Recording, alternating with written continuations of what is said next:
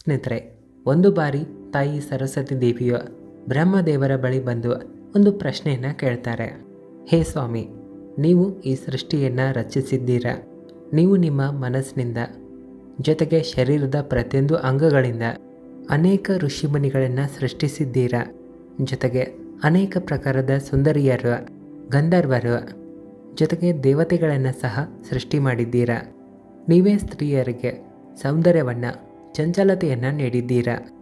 ಆದರೆ ಹೇ ಪ್ರಭು, ಸ್ತ್ರೀಯರಲ್ಲಿಯೇ ಯಾಕೆ ಗರ್ಭೋತ್ಪತ್ತಿ ಆಗುತ್ತದೆ? ಜಗತ್ತಿನಲ್ಲಿ ಕೇವಲ ಸ್ತ್ರೀಯರು ಮಾತ್ರ ಯಾಕೆ ಗರ್ಭವನ್ನು ಧರಿಸುತ್ತಾರೆ?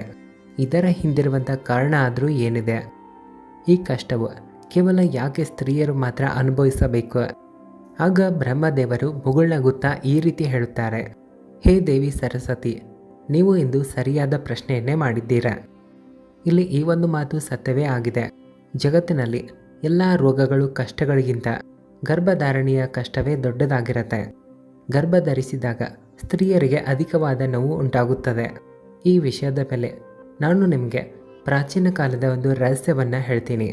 ಇದನ್ನು ನೀವು ಪೂರ್ತಿಯಾಗಿ ಗಮನವಿಟ್ಟು ಕೇಳಿರಿ.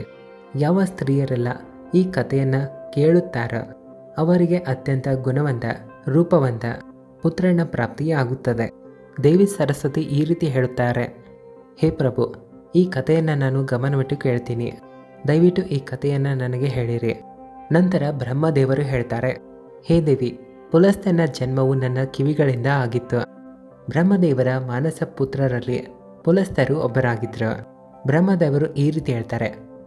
ನಾನು ಆತನಿಗೆ ಅನೇಕ ವಿದ್ಯೆಗಳನ್ನು ನೀಡಿದ್ದೇನೆ. ಜೊತೆಗೆ ಆತನು ಹುಟ್ಟಿರುವುದಕ್ಕೆ ಇರುವಂಥ ಉದ್ದೇಶವನ್ನು ಅವನಿಗೆ ತಿಳಿಸಿದೆ. ನಂತರ ಜಗತ್ತಿನ ಕಲ್ಯಾಣಕ್ಕಾಗಿ ತಪಸ್ಸನ್ನು ಮಾಡಲು ಉತ್ತಮವಾದ ಸಲಹೆಯನ್ನು ಕೊಟ್ಟೆನು. ನನ್ನ ಆಜ್ಞೆಯ ಮೂಲಕ ಸತ್ಯಯುಗದಲ್ಲಿ ಮಹರ್ಷಿ ಪುಲಸ್ತ್ಯರು ಸುಮೇರು ಪರ್ವತದ ಮೇಲೆ ತಪಸ್ಸನ್ನು ಮಾಡಲು ಹೊರಟರು. ಅಲ್ಲಿ ಅವರು ಒಂದು ಆಶ್ರಮವನ್ನು ನಿರ್ಮಿಸಿ ಪುಲಸ್ತ್ಯರು ಘೋರವಾದ ತಪಸ್ಸನ್ನು ಮಾಡಲು ಶುರು ಮಾಡ್ತಾರೆ. ಅದೇ ಸಮಯದಲ್ಲಿ ಅನೇಕ ಗಂಧರ್ವರು, ದೇವತೆಗಳು, ದಾನವರು, ಜೊತೆಗೆ ಅಪ್ಸರೆಯರು ಆ ಸ್ಥಾನದಲ್ಲಿ ತಿರುಗಾಡಲು ಬರ್ತಾರೆ. ಅವರೆಲ್ಲರ ದೃಷ್ಟಿ ಪುಲಸ್ತ್ಯರ ಮೇಲೆ ಬೀಳ್ತಾ ಇತ್ತು. ಅವರೆಲ್ಲ ಅವರನ್ನು ನೋಡಿ ಚೇಷ್ಟೆ ಮಾಡಲು ಶುರು ಮಾಡ್ತಾರೆ. ಇವರು ಪುಲಸ್ತ್ಯರ ತಪಸ್ಸಿನಲ್ಲಿ ಅನೇಕ ಬಾರಿ ವಿಘ್ನಗಳನ್ನು ಉತ್ಪತ್ತಿ ಮಾಡಲು ಪ್ರಯತ್ನ ಮಾಡ್ತಾರೆ. ಆಟವಾಡುತ್ತಾ ಅಪ್ಸರೆಯರು ಪುಲಸ್ತ್ಯರ ತಪಸ್ಸನ್ನು ಹಾಳು ಮಾಡಲು ತುಂಬ ಪ್ರಯತ್ನ ಮಾಡ್ತಾರೆ. ಆ ಕ್ಷಣದಲ್ಲಿ ಪುಲಸ್ತ್ಯರು ಸಿಟ್ಟಿನಲ್ಲಿ ಅಲ್ಲಿರುವಂಥ ಎಲ್ಲ ಅಪ್ಸರೆಯರು ಮತ್ತು ಗಂಧರ್ವರಿಗೆ ಒಂದು ಎಚ್ಚರಿಕೆಯನ್ನು ಕೊಡುತ್ತಾರೆ. ಇಂದಿನ ನಂತರ ಯಾವ ಪ್ರಾಣಿಗಳು ಅವರ ಮುಂದೆ ಬರುತ್ತವೆಯೋ, ಯಾರೆಲ್ಲ ಅವರ ತಪಸ್ಸಿನಲ್ಲಿ ವಿಘ್ನವನ್ನು ಹಾಕುತ್ತಾರೋ ಅವರೆಲ್ಲ ಗರ್ಭ ಧರಿಸುತ್ತಾರೆ. ಮಹರ್ಷಿಯ ಕಠೋರವಾದ ವಾಣಿಯನ್ನು ಕೇಳಿ ಎಲ್ಲ ಅಪ್ಸರೆಯರು, ಗಂಧರ್ವರು ಭಯಭೀತಿಗೊಳ್ಳುತ್ತಾರೆ. ಹೆದರಿಕೊಂಡು ಅಲ್ಲಿಂದ ದೂರ ಓಡಿ ಹೋಗುತ್ತಾರೆ. ಅದೇ ಸಮಯದಲ್ಲಿ ಪರ್ವತದ ಹತ್ತಿರದಲ್ಲಿ ಋಷಿ ತೃಣಬಿಂದು ಅವರ ಕನ್ಯೆಯಾದ ಹವಿರ್ಭುವ ಅವರು ತನ್ನ ತಂದೆ ತಾಯಿಯೊಂದಿಗೆ ವಾಸ ಮಾಡುತ್ತಿದ್ದರು. ಅವರಿಗೆ ಮಹರ್ಷಿ ಪುಲಸ್ತ್ಯರ ಹೇಳಿದಂಥ ಮಾತು ಗೊತ್ತಿರಲಿಲ್ಲ. ನಂತರ ಒಂದು ದಿನ ಆಕೆಯು ತನ್ನ ಗೆಳತಿಯರನ್ನು ಹುಡುಕಾಡುತ್ತಾ ಸುಮೇರು ಪರ್ವತದ ಆ ಒಂದು ಸ್ಥಾನಕ್ಕೆ ಹೋಗುತ್ತಾಳೆ. ಅಲ್ಲಿ ಋಷಿ ಪುಲಸ್ತ್ಯರು ತಪಸ್ಸನ್ನು ಮಾಡ್ತಾ ಇದ್ರು. ತೃಣಬಿಂದು ಅವರು ತಮ್ಮ ಗೆಳತಿಯರನ್ನು ಕೂಗುತ್ತಾ ಮಹರ್ಷಿ ಪುಲಸ್ತ್ಯರ ಆಶ್ರಮಕ್ಕೆ ಬಂದು ತಲುಪುತ್ತಾಳೆ. ಯಾವಾಗ ಈಕೆ ಮಹರ್ಷಿ ಪುಲಸ್ತ್ಯ ಅವರ ಮುಂದೆ ಬರುತ್ತಾಳೋ ಆಗ ಅವರ ದೃಷ್ಟಿಯು ಆ ಸ್ತ್ರೀಯ ಮೇಲೆ ಬೀಳುತ್ತದೆ. ಅವರ ದೃಷ್ಟಿ ಆಕೆಯ ಮೇಲೆ ಬೀಳುತ್ತಿದ್ದಂತೆ ಅವರ ಶಾಪದ ಪ್ರಭಾವ ಆಕೆಯ ಮೇಲೆ ಬೀಳುತ್ತದೆ. ತಕ್ಷಣವೇ ಆಕೆಯ ಶರೀರ ಹಳದಿ ವರ್ಣಕ್ಕೆ ಬರುತ್ತದೆ. ಆಕೆ ಅದೇ ಕ್ಷಣ ಗರ್ಭಿಣಿ ಆಗುತ್ತಾಳೆ. ಅಚಾನಕವಾಗಿ ತನ್ನ ಶರೀರದಲ್ಲಿ ಆಗುತ್ತಿರುವಂಥ ಈ ಬದಲಾವಣೆಯನ್ನು ಕಂಡು ಹವಿರ್ಭುವ ತುಂಬಾ ಹೆದರಿಕೊಳ್ಳುತ್ತಾಳೆ. ಅಷ್ಟರಲ್ಲೇ ಆಕೆಯ ಗೆಳತಿಯರು ಆ ಸ್ಥಾನಕ್ಕೆ ಬರುತ್ತಾರೆ. ಹವಿರ್ಭುವ ನಡೆದ ಘಟನೆಯನ್ನು ತನ್ನ ಗೆಳತಿಯರಿಗೆ ಹೇಳುತ್ತಾಳೆ. ನಂತರ ಅವರೆಲ್ಲರೂ ಸೇರಿ ಹವಿರ್ಭುವಳನ್ನು ಆಕೆಯ ತಂದೆಯ ಮನೆಗೆ ಕರೆದುಕೊಂಡು ಹೋಗುತ್ತಾರೆ. ಅಲ್ಲಿ ಹೋಗಿ ಹವಿರ್ಭುವ ತನ್ನ ತಂದೆಗೆ ಎಲ್ಲ ನಡೆದ ಘಟನೆಯನ್ನು ಹೇಳುತ್ತಾಳೆ. ತನ್ನ ಮಗಳ ಈ ಮಾತನ್ನು ಕೇಳಿ ಮಹರ್ಷಿ ತೃಣಬಿಂದು ಅವರಿಗೆ ತುಂಬ ದುಃಖ ಆಗುತ್ತದೆ. ಈಗ ಅವರು ಧ್ಯಾನವನ್ನು ಮಾಡಿ ಎಲ್ಲವನ್ನ ನೋಡಿದಾಗ ಒಂದು ವಿಷಯ ತಿಳಿದು ಬರುತ್ತದೆ. ಮಹರ್ಷಿ ಪುಲಸ್ತ್ಯರು ಶಾಪ ಕೊಟ್ಟಿರುವ ಕಾರಣದಿಂದಾಗಿ ಅವರ ಮಗಳು ಗರ್ಭಿಣಿಯಾಗಿದ್ದಳು. ಇದರಿಂದ ಅವರಿಗೆ ತುಂಬ ದುಃಖ ಆಗುತ್ತದೆ. ತಕ್ಷಣವೇ ಅವರು ತನ್ನ ಮಗಳನ್ನು ಕರೆದುಕೊಂಡು ಸುಮೇರು ಪರ್ವತದ ಮೇಲೆ ಹೋಗುತ್ತಾರೆ. ಅಲ್ಲಿ ಅವರು ಮಹರ್ಷಿ ಪುಲಸ್ತ್ಯರನ್ನು ನೋಡಿ ಅವರಿಗೆ ನಮಸ್ಕಾರ ಮಾಡುತ್ತಾರೆ. ನಂತರ ಕ್ಷಮೆಯಾಚನೆ ಮಾಡುತ್ತಾರೆ. ಇಲ್ಲಿ ಋಷಿ ತ್ರಿನಬಿಂದು ಅವರು ಈ ರೀತಿ ಹೇಳುತ್ತಾರೆ, ಹೇ ಮಹರ್ಷಿಗಳೇ, ನೀವು ಸಾಕ್ಷಾತ್ ಬ್ರಹ್ಮದೇವರ ಮಾನಸ ಪುತ್ರರಾಗಿದ್ದೀರಾ. ಇಡೀ ಜಗತ್ತಿನಲ್ಲಿ ನಿಮ್ಮ ಕೀರ್ತಿ ಇದೆ. ನೀವು ಪರಂ ದಯಾಲು ಆಗಿದ್ದೀರಾ. ಇಂದು ನನ್ನ ಮಗಳಿಂದ ಗೊತ್ತಿದ್ದೋ ಗೊತ್ತಲಿದೆಯೋ ತಪ್ಪು ನಡೆದಿದೆ. ಆಕೆಗೆ ನೀವು ಹೇಳಿದಂಥ ಮಾತು ಗೊತ್ತಿರಲಿಲ್ಲ. ನಿಮ್ಮ ಶಾಪದ ಕಾರಣದಿಂದಲೇ ಇಂದು ನನ್ನ ಮಗಳು ಗರ್ಭಿಣಿಯಾಗಿದ್ದಾಳೆ. ಈಕೆ ಜಗತ್ತಿನಲ್ಲಿರುವಂಥ ಎಲ್ಲಕ್ಕಿಂತ ಮೊದಲನೆಯ ಗರ್ಭಿಣಿ ಸ್ತ್ರೀಯಾಗಿದ್ದಾಳೆ. ಹಾಗಾಗಿ ಹೇ ಮುನಿವರರೇ, ಈಗ ನನ್ನ ಮಗಳನ್ನು ಯಾರು ಮದುವೆ ಆಗುತ್ತಾರೆ? ಈಕೆಗೆ ಕಳಂಕವು ಅಂಟಿಕೊಳ್ಳುತ್ತದೆ.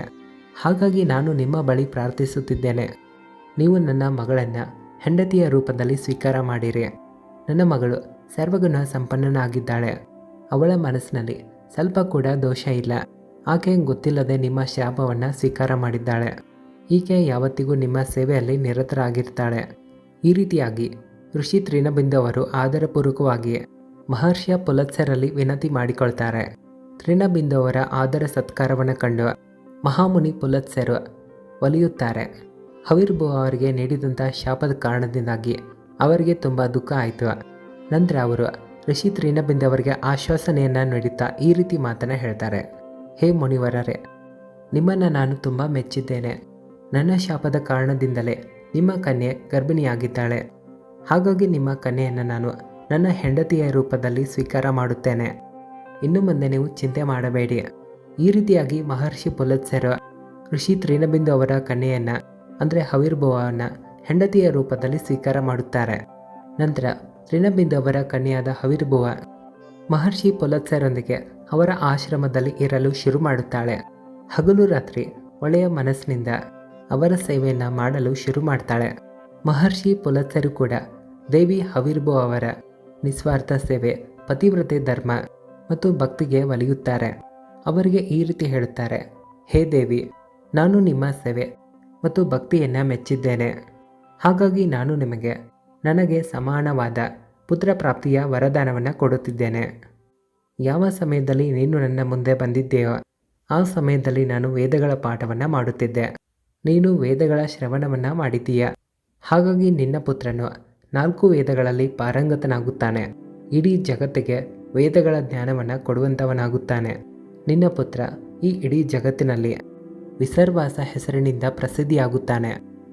ನಂತರ ಕೆಲವು ಸಮಯದ ಬಳಿಕ ದೇವಿ ಹವಿರ್ಭು ಅವರಿಗೆ ಒಬ್ಬ ಅತ್ಯಂತ ಗುಣವಂತ ಮಗು ಜನಿಸುತ್ತಾನೆ.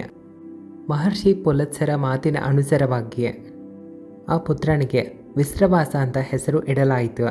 ವಿಶ್ರವಾಸ ಅವರು ತಮ್ಮ ತಂದೆಯಂತೆಯೇ ವಿದ್ವಾನ, ಸತ್ಯವಾದಿ ಮತ್ತು ಧರ್ಮವನ್ನು ಪಾಲಿಸುವಂಥ ವ್ಯಕ್ತಿಯಾದರು. ಇವರ ಖ್ಯಾತಿ ಸಂಪೂರ್ಣ ವಿಶ್ವದಲ್ಲಿ ಹರಡಿತು. ಇವರ ಕೀರ್ತಿ ಮತ್ತು ಮಹಾನತೆಯನ್ನು ನೋಡುತ್ತಾ ಮಹರ್ಷಿ ಭಾರದ್ವಾಜ್ ಅವರು ತಮ್ಮ ಮಗಳಾದ ಇಡ್ವಿಳಾಳ ವಿವಾಹವನ್ನು ಅವರ ಜೊತೆ ಮಾಡಿಸುತ್ತಾರೆ. ಆನಂತರ ವಿಸರ್ವಾಸ ಅವರ ಹೆಂಡತಿಯಾದ ಇಡ್ವಿಳ ಅವರ ಗರ್ಭದಿಂದ ಒಬ್ಬ ಪುತ್ರನ ಜನನ ಆಯಿತು. ಈತನ ಹೆಸರು ವೈಶ್ರವಣ ಆಯಿತು. ವೈಶ್ರವಣವರ ಒಂದು ಹೆಸರು ಕುಬೇರ ಆಗಿದೆ. ಕುಬೇರ ದೇವರು ಬ್ರಹ್ಮದೇವರನ್ನ ಒಲಿಸಿಕೊಳ್ಳಲು ಕಠಿಣವಾದ ತಪಸ್ಸನ್ನು ಮಾಡುತ್ತಾರೆ. ಆನಂತರ ಕುಬೇರರ ತಪಸ್ಸಿಗೆ ಒಲಿದು ಬ್ರಹ್ಮದೇವರು ಅವರಿಗೆ ಒಂದು ವರದಾನವನ್ನು ಕೊಡುತ್ತಾರೆ.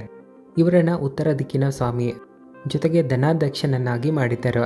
ಇವುಗಳ ಜೊತೆಗೆ ಮನಸ್ಸಿನ ವೇಗದಂತೆ ನಡೆಯುವಂಥ ಪುಷ್ಪಕ ವಿಮಾನವನ್ನು ಉಡುಗೊರೆಯಾಗಿ ಕೊಡುತ್ತಾರೆ. ಕುಬೇರ ದೇವರು ಧನ ಸಂಪತ್ತಿನ ಸ್ವಾಮಿಯಾಗಿದ್ದಾರೆ. ಗಂಧಮಾದನ ಪರ್ವತದ ಮೇಲಿರುವಂಥ ಸಂಪತ್ತಿನ 4ನೇ 1 ಭಾಗವನ್ನು ಕುಬೇರ ದೇವರ ನಿಯಂತ್ರಣಕ್ಕೆ ಬರುತ್ತದೆ.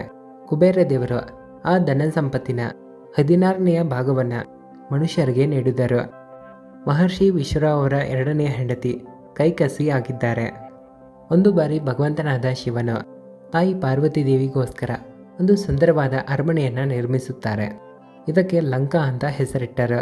ಆ ಲಂಕೆಯ ಗೃಹ ಪ್ರವೇಶದ ಸಮಯದಲ್ಲಿ ಭಗವಂತನಾದ ಶಿವನು ಋಷಿ ವಿಶ್ರವ ಅವರಿಗೆ ಆಮಂತ್ರಣವನ್ನು ನೀಡಿದ್ದರು. ಋಷಿ ವಿಶ್ರವ ಅವರು ತನ್ನ ಹೆಂಡತಿಯನ್ನು ಕರೆದುಕೊಂಡು ಲಂಕೆಯ ಗೃಹ ಪ್ರವೇಶಕ್ಕೆ ಹೋಗಿದ್ದರು. ಇಲ್ಲಿ ಭಗವಂತನಾದ ಶಿವನು ಋಷಿ ವಿಶ್ರವ ಅವರಿಗೆ ಯಾವಾಗ ದಾನವನ್ನು ಕೇಳುತ್ತಾರೋ ಆಗ ವಿಶ್ರವ ಅವರ ದುಷ್ಟ ಹೆಂಡತಿ ಕೈಕಸಿ ಮೋಸದಿಂದ ಲಂಕೆಯನ್ನು ಪಡೆದುಕೊಳ್ಳಲು ಒತ್ತಾಯ ಮಾಡುತ್ತಾಳೆ. ಇಲ್ಲಿ ಭಗವಂತನಾದ ಶಿವನಂತೂ ಭೋಲೆನಾಥರಾಗಿದ್ದಾರೆ. ಅವರು ವಿಶ್ರವ ಅವರಿಗೆ ಲಂಕೆಯನ್ನು ದಾನದ ರೂಪದಲ್ಲಿ ಕೊಡುತ್ತಾರೆ. ಇದರಿಂದ ತಾಯಿ ಪಾರ್ವತಿ ದೇವಿಗೆ ತುಂಬ ಸಿಟ್ಟು ಬರುತ್ತದೆ. ಅವರು ಕೈಕಸಿಗೆ ಶಾಪವನ್ನು ಕೊಡುತ್ತಾ ಈ ರೀತಿ ಹೇಳುತ್ತಾರೆ, ಇಂದು ನೀನು ನನ್ನ ಗಂಡನ ಬಳಿ ಯಾವ ಒಂದು ಚಿನ್ನದ ಲಂಕೆಯನ್ನು ಪಡೆದುಕೊಂಡಿದ್ದೀಯೋ ಅದೇ ಲಂಕೆಯು ಒಂದು ದಿನ ಸುಟ್ಟು ಭಸ್ಮ ಆಗುತ್ತದೆ. ಇದಾದ ನಂತರ ವಿಶ್ರಭ ಅವರು ಭಗವಂತನಾದ ಶಿವನು ನೀಡಿದಂಥ ಚಿನ್ನದ ಲಂಕೆಯನ್ನು ತನ್ನ ಮಗನಾದ ಕುಬೇರ ದೇವರಿಗೆ ಕೊಡುತ್ತಾರೆ.